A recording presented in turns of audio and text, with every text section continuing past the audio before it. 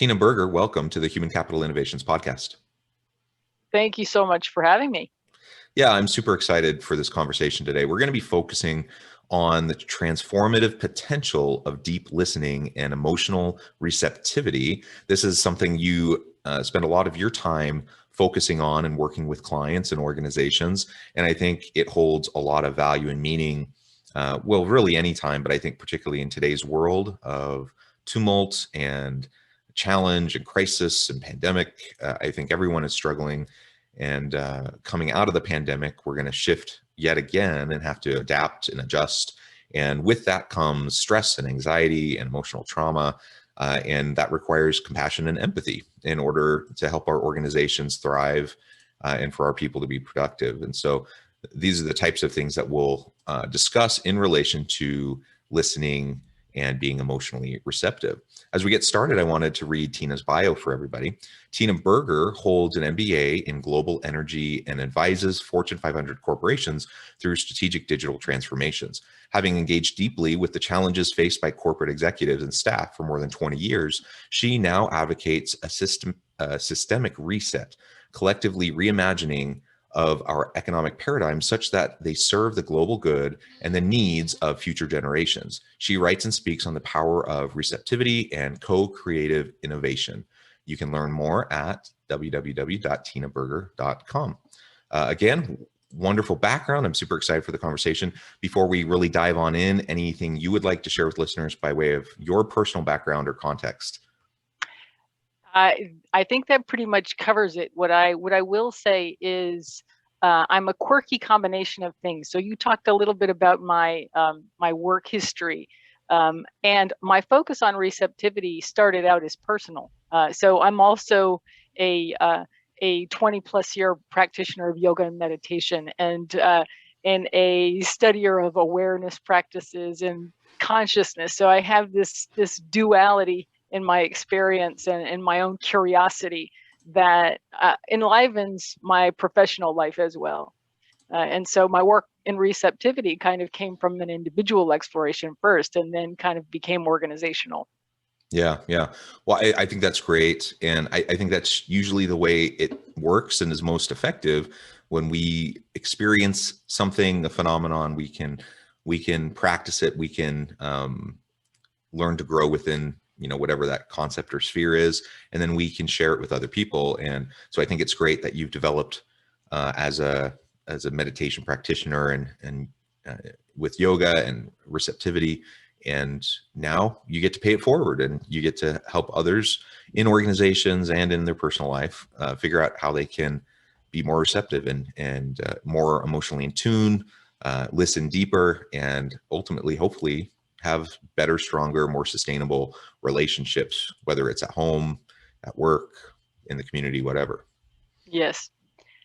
Yes. So part of what put me on this path to begin with is recognizing that that there's an inherent bias. Like as I began to develop my own sense or my own work, do my own work in becoming a better listener, becoming a better friend, and able to share emotional presence with folks, beginning to recognize the communal effects of some of the systems that we have in place. We're a very individualistic kind of culture. We value the individual experience, and that is absolutely half of our experience. And then the other half of our experience is that we're all in this collective boat together, this kind of global world boat together. And so that's the other half of our experience. And so what I would say, my own practice and my own individual experiments, and I would say my own individual failures as well, have taught me is that we have a need to balance this out.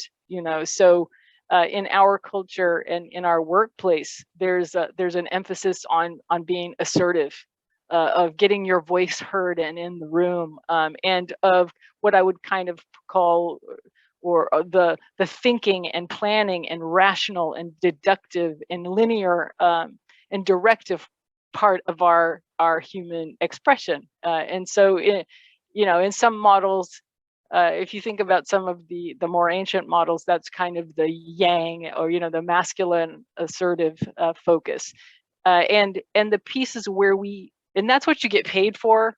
That's what you get recognized for. That's what you get good grades for being able to do. Get your goal and grind it out. Really useful. But there's also this whole other aspect of self and of the human experience, which is about really being able to take in not just information, not just listening for facts and logic and reason, but also take in what's not necessarily being seen or said. So there are different levels of listening. And so we can listen to what words someone is saying, and in the background of our mind be formulating a response, or thinking of a position, or wondering how it relates to how our own experience or perception has been formed, or we can just be present with that person, and that whole entire person's being in that moment without having our own agenda or thoughts in that process. And so that's a transformational practice, when you can actually get to the place where you're really with somebody that's deeply receptive. And we don't have a lot of experiences as a culture for knowing how to do that, both just in individual conversations and engagements, but also in an organizational level. Yeah. Yes. I think, like you said, especially organizationally, assertiveness, the assertive style in leadership and in just corporate America generally, means that people really aren't trained to listen in the deep way that you're describing. We everyone's heard about the power of listening and the importance of making sure that you're doing reflective listening and those sorts of things. And so what ends up happening is, in order for someone to feel like they're being a good leader, or in order, if they're getting reviewed, they want to be seen that way. And so they'll go through the motions of listening and acting like they're listening. But it's a fundamentally different thing when you come to it with your own preset agenda, not really seeking to understand, but you're just going through the motions. And what you're describing is something very different. That we really come to the person, we be with the person. Our whole self is with their whole self, we just being there with them, listening, observing, watching. As you were describing everything, I was thinking about emotional intelligence and emotional quotient. That's a big part of deep listening, is that you are just in tune to the other person, and you can pick up on things that aren't said. You can pick up on the hidden emotions that maybe there's a little bit of emotional leakage that slips out, in little facial expressions and such. But otherwise, unless you're super attentive and in tune, you're not going to notice those sorts of things. And that just requires us to slow down a little bit, to be ready and willing to just be with the other person. And that's not how our fast-paced culture, in America at least, very individualistic culture, corporate culture, that's not how it's set up. That's not the norms and the expectations that most people have. Yet that's what sets apart the greatest leaders, what sets apart the greatest teammates and the greatest collaborators and innovators, is that they really truly have that commitment to deep listening and inquisitiveness for deep reflective listening, and ultimately they'll give the time and priority to it. What you said there is very significant, related, especially like all of what you said was significant, but there was a piece that I think gets missed a lot in organizations that need to innovate, and that is the way that deep listening allows you to truly integrate different points of view. The way that we have innovation sessions often is really a competitive session. We'll have 8 people around the table. Everyone comes with their idea already about the best way to address the problem. we take turns presenting and advocating and asserting for our idea. We may modify it slightly, as you say, to kind of make people feel like they got heard, but we're committed to our idea. If you really let go of your idea for the time that someone else is explaining theirs, and you really allow yourself to take it in, it will change your idea. It will change your notion of what's a good solution, because people have good reasons, and some of the reasons that they have may not be the ones that are on paper. It may be an affective, it may be an emotional understanding that they have, it may be a sensitivity to something you didn't know. And I learned these things the hard way because I have a strong intellect. So I often had the idea that, well, I know what the right solution is to this. And like you say, I need to, I'm not a big fan of the term buy-in anymore, but I need to get buy-in for my idea. Well, that's not listening. If what your agenda is to get buy-in to a solution that you've already created, then you're not really in an innovative space. You're not really in a deeply receptive space.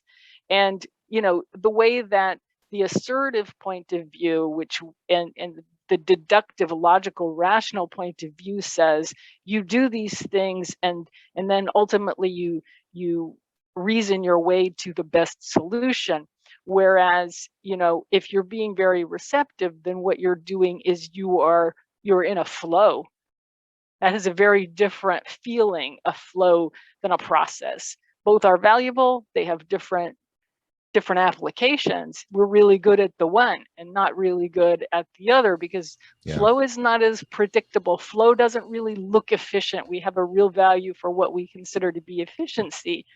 But you are not integrating if you are being process driven and efficient. And you're not really benefiting. And so from all of the wisdom around the table. And so some of the folks who have over time not been able to, I would say, bring the most value of their own gifts in the contexts that we have organizationally, are people who are slow, more integrative, more thoughtful processors of information. And so they're not there with the idea right when it's time to brainstorm.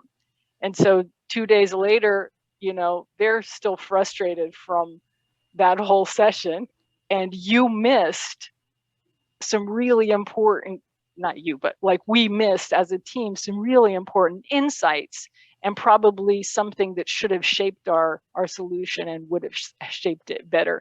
So yeah, as you were describing that, I was thinking of some of my own experiences with brainstorming, with quote unquote innovation sessions, and most of them have been like you just described. The difference, and the ones that have truly produced great, innovative, creative outcomes have always been of the more collaborative, intentionally listening sort, where it wasn't competitive. People would share their ideas, but they weren't advocating necessarily for their ideas. And it wasn't like a fixed pie where only one or two ideas could win. It was truly just like, hey, let's get ideas out on the table. Let's talk about them. Let's integrate. Innovation isn't about coming up with something brand new that no one has ever thought of before. Sometimes that's the type of innovation that occurs. Most of the time, it's just combining things that no one's ever thought of before. It's being the ultimate aggregator of disparate pieces of knowledge, information, different disciplines. Just being able to pull those together, and a lot of people can't see that. They can't see the big picture because they're so focused on their narrow view, their narrow piece. But when you get into this receptive space, and you described it as flow, where nobody has their own personal agenda, you're just trying to get to great outcomes, great solutions. Then I think about they're more rare, but those types of experiences that I've had, those are the ones that have produced all of the greatest creative and innovative types of processes, programs, ideas, things in my career that have pushed me forward, have pushed my team forward the most. It's funny too, because afterwards I always sit back and I just think, wow, I was so dumb. Why didn't I see this before? Like now it's so obvious. Why did I never see this before? I may have been working on this problem, this issue for months, for years, and trying to coming up with some reasonable approaches to deal with it. But then at some point you make these new connections that you never saw before, and all of a sudden, voila, it's you have your solution, and it's ingenious, but it's also often fairly simple. It's just combining different things. You're never going to get there unless you're truly deeply listening and unless you're receptive. There's two things that you said. One is it's rare, which is concerning, right? Because at a time where we have such tremendous challenges, and Well, I'm not. let me say too, in my experience, it's been rare. It doesn't need to be rare though. It's been rare because that's the way we set up the meetings. That's the way we set up the environment. But hopefully we can move beyond that. But sorry, go ahead. Yes. So the two things you said that stuck with me, one is it's rare, and for exactly the reasons that you're saying, is we don't really know how to cultivate that kind of space very well. It's just not, it hasn't been the focus. It hasn't been, we haven't fully understood its potential. And the other thing that you said is, did I lose my train of thought? It's rare, and I'll think of it in a minute. Sorry, that's my fault for interrupting you. No. Well, anyways, I think that we're on the same page as far as, once you feel it, you experience it, you go, oh, that's how this is supposed to go. That's the other thing. Is so many people haven't been in situations where they've had that experience. And so the question becomes, how do we open space for that? Like, what are the conditions that create that kind of potentiality in our organizations? And how do we give people those experiences so they can recreate and understand what we're talking about when we say, here's what flow feels like. Here's what a nurturing, psychologically safe environment feels like for an innovative process to emerge, or for an innovation to emerge. So I think those are some of the things that motivate me in the workplace, and also, beyond it. So what I said, what you read in my bio is really what I'm about. It's really kind of backing up from within the organization. So it's working on all these different levels. I'm working on my own receptivity and ability to be emotionally available and present when I wasn't raised to believe those things were important or valuable. And then also to figure out how to work with that in organizations and groups, but then backing up even further to go, well, what's happening at a global level, and are we really listening to what the earth and to what life is telling us? Are we being receptive enough, or are we keeping our heads down and just plowing forward with the things that have worked in the past? Certainly there are some things that have worked in the past, but I think we're getting to the limits of some of that when we look at some of the feedback, whether it's scientific, emotional, what we see on Facebook and interactions and dynamics there, what we see in the spike of mental health issues. Are there some things we need to adjust? Are we listening well enough? And my sense is, we're too focused right now on action and deciding and being correct, and not really fully taking in enough of the feedback that we're getting about what is and isn't working. Yeah, I think that's right. And something you just said also connected, it resonated with me. I've been fortunate to have some of those experiences that I can draw on and say, yeah, these were, I don't know what to call them other than it was flow. It was like inspirational, right? Like you just have these kind of aha moments click, and all of a sudden things fit into place in ways that seem so obvious now, but you never saw it before. Having experienced those types of situations, I'm in a better position now to try to recreate those environments. But a lot of people haven't had that experience. All they've ever done is, been in meetings that are competitive, agenda-driven meetings, and and so we have a chance to model it though for other people. And the more people we help to have those types of experiences, and then we can debrief those experiences and talk about what happened, why they worked, why they were effective.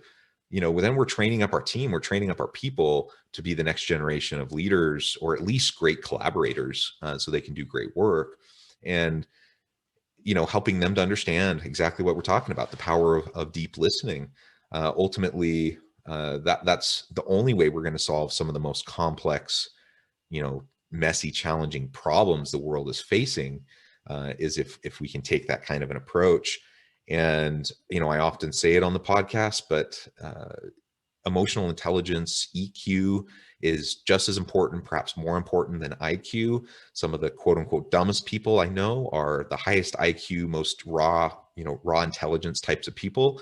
But because they're so stuck in their understanding, and they know they're right, and they have their reasons, and they're very smart, they cut themselves off to the flow, to the inspiration, to the connection with others. And so they end up missing entire integrated pieces that otherwise, someone else who may not have the same level of traditional quote unquote raw IQ intelligence does pick up on, can see, can work effectively with other people, has that emotional agility, and thereby, has the potential to create those dynamic teams that can innovate. That's what organizations need more of. So I certainly want people on my team that are intelligent, that are capable, that have skills and competencies, but as important as their raw, like, technical knowledge in their field, their ability to work well together in a team, their ability to respect each other, to honor each other's perspectives, and to listen, and to allow for others to share, those emotional quotient elements. That's just as important, perhaps more important to me. Yes, and for people who are uh, emotionally sensitive, for people who are integrators and kind of deep processors, and for people who actually understand and recognize implications that are bigger picture implications, which sometimes slows down decision making. And for people who are taking in, so you could say they're hugely sensitive because they're taking in emotional information, but they're also taking in more information generally. This slows people down in their decision making processes. And those people have not been rewarded for that in the past. And what you have is a lot of leaders, because leaders are people who have been successful in the systems that reinforce all of these ways of thinking, as you say, the intellect, the logical deductive reasoning aspects, the directive aspects, the assertive competitive aspects, the structured aspects. We've been reinforced, rewarded, advanced for those things. So as challenging as it is on that side to learn to stop and listen, we have to also understand that people who actually lead with the more receptive aspects, who are more in that emotional EQ space, have not been rewarded for those things. So there's a double challenge of, one, yes, our organizations don't, but also as individuals, we're taught to be biased against that kind of expression. So recognizing that, being intentionally inclusive of it, looking for people, as I say, sort of get the wrong people in the room, and figure out, and then, as you say, we have to be able to create those spaces. We have to find ways to get this. Most of the time, people who are in leadership positions, they want to do things better. That's why they're there. They just have a very clear idea of what better is, and they're missing a lot of key. That doesn't mean that their better isn't better. It just probably means it's not as much better as it could be. their perspective can be informed greatly. And when you said, you know, your experiences, those sessions where kind of your whole being has been appreciated and invited, and there's this kind of democratic sharing that's happening, and people are, you know, being able to really um, explore a much broader range of ideas, feelings, perspectives about something in service of, well, let's see what happens, let's see what flows. That's, you said there's an inspiration. That's the piece that we're missing is, you know, if you think sort of receptive and assertive, the assertive side of the breath is the exhale, and the inspiration is the inhale. And inspiration is kind of mysterious. We don't deal with mystery very well in our system. It's mysterious, and surprises happen when you're in an inspiring space. And we don't deal very well with surprises. You know, we want all the surprises to be outside of the workplace. Yeah, Yeah. we want to be able to predict what happens in the workplace. Well, that means that your change, your innovation has a limit to it. Yeah, yeah. Well, I love that. Tina, it has been a real pleasure. We've only scratched the surface. I would love to have you back so we could continue the conversation. But noting the time, Yes. I just wanted to make sure that I gave you a chance before we close to share with listeners how they can get connected with you, find out more about your work, and then give us the final word on the topic for today. Well, you can find more about me on my website, which is tinaberger.com. I also have a book out which explores my own experience. It takes you on my journey of understanding what was missing within me, what I had closed myself off to, and the receptive aspects of my being in order to be successful in my job and in education, my educational work. And so hopefully that's a useful point of departure. And you can find me on all the Amazon and IndieBound and all of the major online bookshops. The thing that I would suggest for people that are most interested in understanding what is meant by this is, or what I would actually say, the thing that's been most transformational for me in my life is to just to have a daily practice that I do that is receptive, and I don't offer anyone in particular that works for everybody. I would say that, you know, look around and find the things that speak to you and motivate you. It can be something as basic or as seemingly mundane as watering your plants with a certain kind of receptive point of view. You know, it doesn't have to be 30 minutes or an hour of Buddhist sitting meditation. So find something that speaks to you and that puts you in a receptive place at least once a day. Yeah, wonderful. Well, thank you, Tina. It has been a real pleasure. I encourage listeners to reach out, to get connected, find out more about what Tina can do to help you and your organization. And as always, I hope everyone can stay healthy and safe, that you can find meaning and purpose at work each and every day. And I hope you all have a great week.